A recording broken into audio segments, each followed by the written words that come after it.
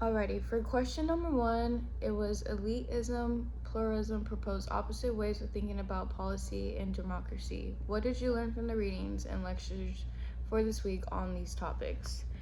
I learned that elitism and pluralism are two different ways of understanding who really has power in government.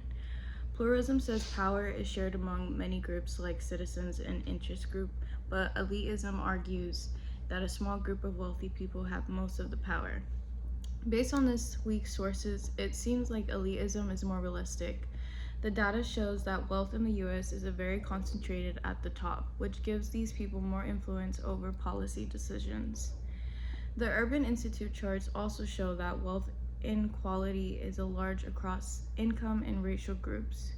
The videos about minimum wage and living conditions also show how hard it is for average people to get ahead, which supports the idea that not everyone has equal power. Even though pluralism exists, like different groups trying to influence policy, the evidence suggests that elites still have more control. For number 2, it was Find One Act related to hunger and homelessness. Who initially proposed the bill in the House or Senate? When was it signed by the president? One federal law related to homelessness is the McKinney-Vento Homeless Assistance Act. It was introduced in Congress in 1987 and signed into law by President Ronald Reagan that same year. This law helps provide shelter, education, and services for people experiencing homelessness.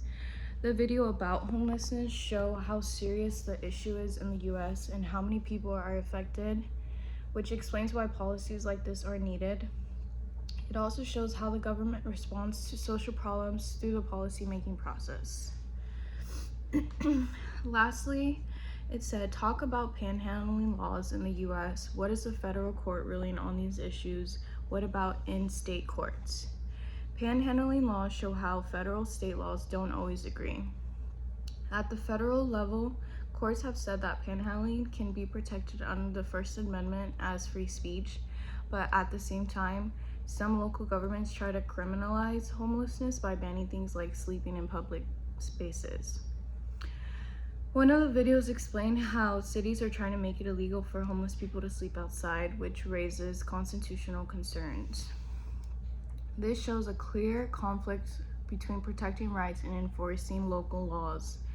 Federal courts usually focus more on protecting constitutional rights, while local governments sometimes focus on public order.